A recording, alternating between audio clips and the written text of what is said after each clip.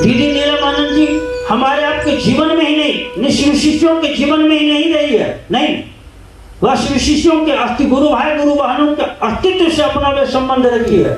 इसीलिए एक बात तो मैं कहूँगा, आप हम कोई भी हो, हम गुरु भाई, हमारी शिव शिष्यता की लंबाई कितनी ही ज़्यादा क्यों नहीं हो, हम 25 साल 30 साल 15 साल 20 साल के हो, दीदी जी से साहब जी से जो हमारा संबंध है, इस संबंध को समय की लंबाई से यदि हम मापेंगे तो हो सकता है हम गड़बड़ा जाएंगे, क्योंकि यहाँ समय का महत्व नहीं है।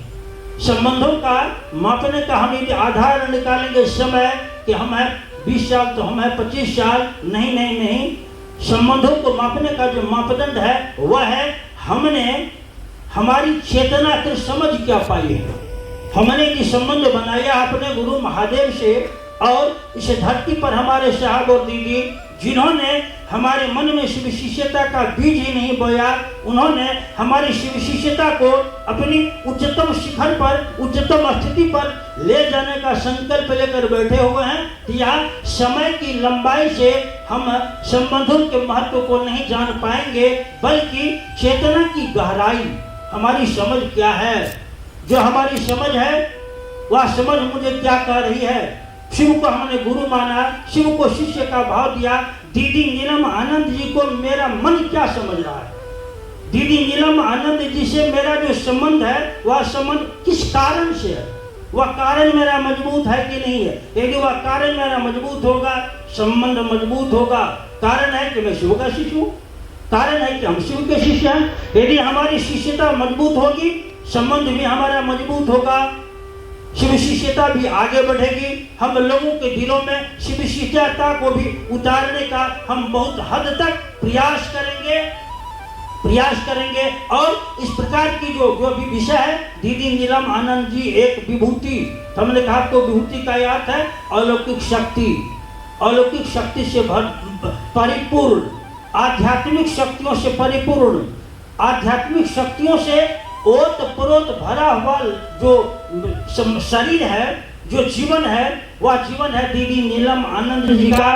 दीदी नीलम आनंद जी शारीरिक एक से गुरु भाई के जीवन के शारीरिक दोषों को इन्होंने दूर किया है, मानसिक स्थितियों, मानसिक रोगियों का इनके संपर्क में आने से, इनको कहने मात्र से, अभी तो दीदी शरीर में नहीं दिखाई दे रही है, हजारों लाखों से गुरु भाई गुरु बहन आपको मिलेंगे। उनके जीवन में जब बहुत दुख आया है, बहुत कष्ट आई है, बहुत परेशानियां आई है, डॉक्टर से, वैद्य से, तंत्र से, मंत्र से लोग उब चुका है, तब उसके घर में तस्वीर है दीदी जी का, एक वह अगरबत्ती जलाता है, दीदी जी के पास वह बैठ रहा है गुरु भाई या गुरु बहन, और दीदी जी से अपनी व्यथा सुना रहा है।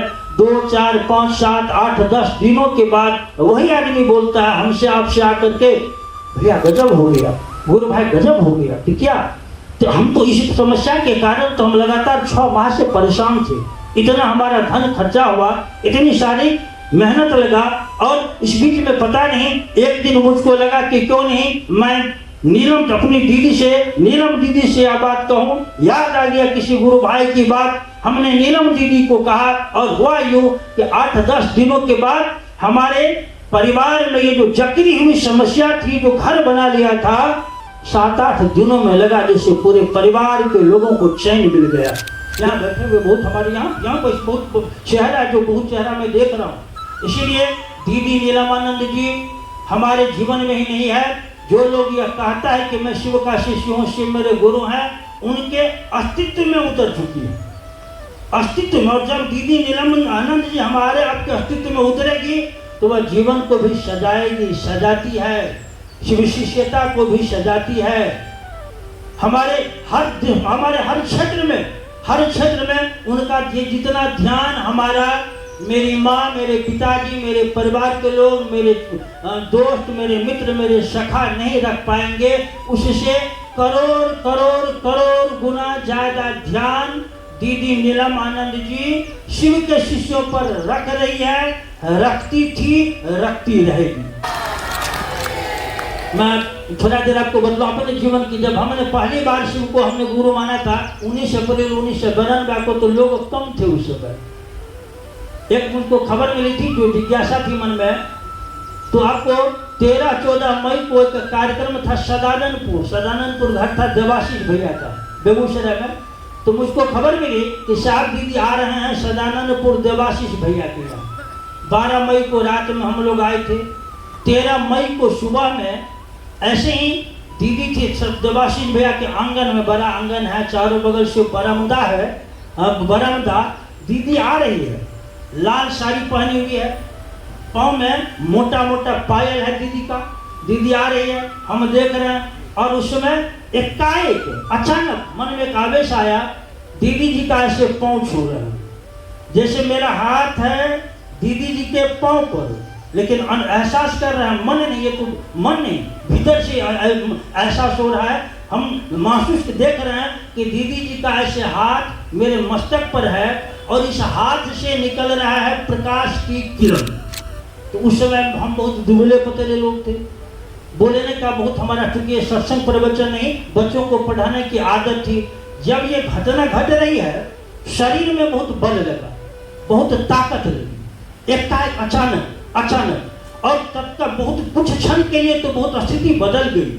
वहां से ताकत मुझको मिली थी शिव शिष्यता में, शिव गुरु की बात करने में, लोगों को शिव शिष्य बनाने में। और ऐसे ऐसे हजारों घटना व्यक्तिगत मेरे जीवन की है, व्यक्तिगत मेरे जीवन की। वैसे मेरे पिताजी भी शरीर में नहीं है, मेरी माँ भी नहीं है, लेकिन मेरी पत्नी भी है, मेरे परिवार के लोग हैं, मेरे बड़े भाई हैं।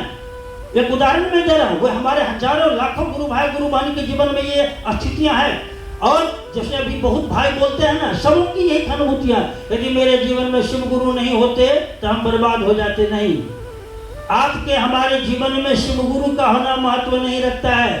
शिव गुरु बहुत लोगों के जीवन में आए, लेकिन उस आदमी के जीवन में साहब श्री हरिंद्रानंद जी और दीदी नीलम आनंद जी प्रवेश नहीं लिए। शिव को उन्होंने गुरु माना, कहीं नहीं आए, आज कहीं नहीं।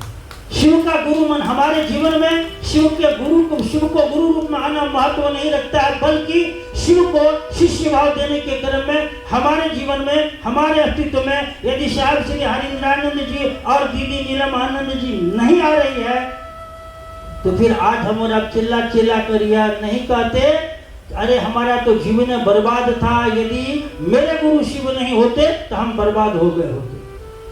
नहीं, तो समझने की जरूरत, हम देख रहे हैं, हम लोग अनुभव कर रहे हैं कि शिव गुरु आए, कितने ऐसे लोग आए, कितने ऐसे लोग गए, कितने आएंगे, कितने जाएंगे। ये धरती है, कहाँ किस व्यक्ति के बुद्धि में वह शिव कौन सा विचार पैदा करेंगे, इसको हम लोग नहीं जान पाते हैं। इसीलिए साहब दीदी जी के बारे में बोल नहीं पाएंगे हम और आप कोई भी। अभी तो ये महादेव के विषय दिया है कि मैं अभी हम बैठे हुए थे तो रोने लगे थे और क्षेत्र में भी मैं नहीं बोल पाता हूँ दीदी के बारे में, कहीं भी नहीं बोलेंगे हम रोने लगेंगे, क्योंकि उनका इतना दिया हुआ है हर शिव शिष्यों के जीवन में। एक के नहीं, हमारा कोई भी गुरु भाई और गुरु बहन इस धरती पर नहीं होगा, हो सकता है उस आदमी ने भी इन बातों को एहसास नहीं किया, महसूस नहीं किया। घटना घट रही है, घटती जा रही है, गुजर रही है, हमारा मन वहाँ स्थिर नहीं हो रहा है। महादेव की दया होगी, एक दिन मेरा मन यह समझेगा, अरे हमारे जीवन में इस परिवर्तन का जो जड़ है, वह जड़ है साहब और दीदी का हमारे जीवन के अस्तित्व में आ जाना। दीदी जी का, क्योंकि ये घटना ऐसी है, ऐसी साहब कहते हैं ना कि बच्चा जन्म लिया और वह कैसे बड़ा हो जाता है, जवान हो जाता है, पता ही नहीं चलता है। ना जवान होने वालों को, उन बच्चों को, ना परिवार के लोगों को।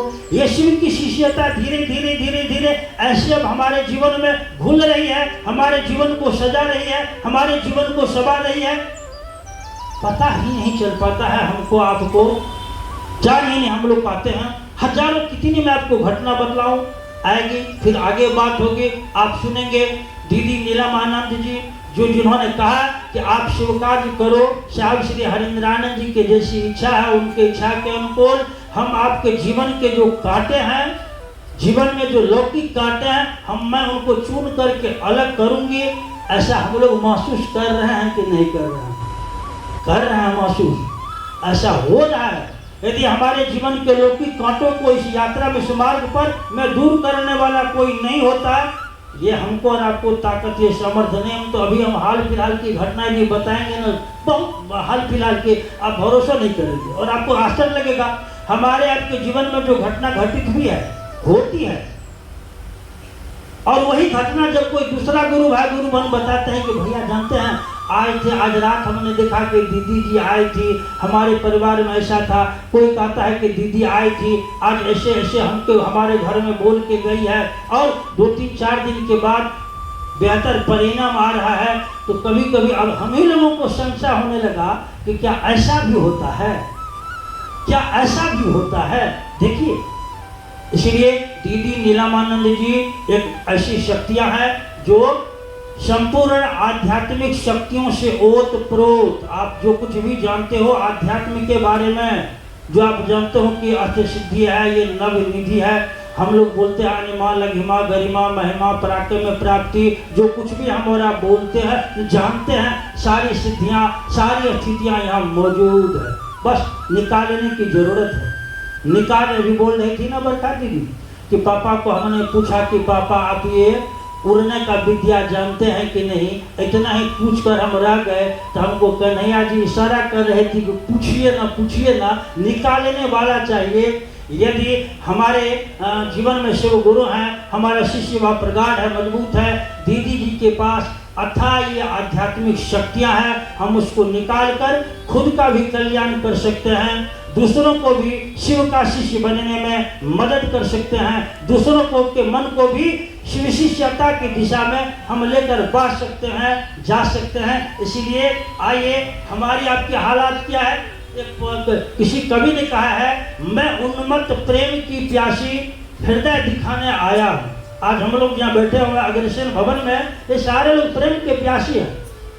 हम क्या कर रहे हैं, तो अपना दिल खोल कर यहाँ हैं। मैं उन्मत्त प्रेम की प्यासी हृदय दिखाने आया हूँ, जो कुछ है बस यही पास है, हमारे पास है क्या, जो कुछ है बस यही पास है, इसे चढ़ाने आया हूँ, चरणों पर अर्पित है, इसे चाहो तो स्वीकार करो।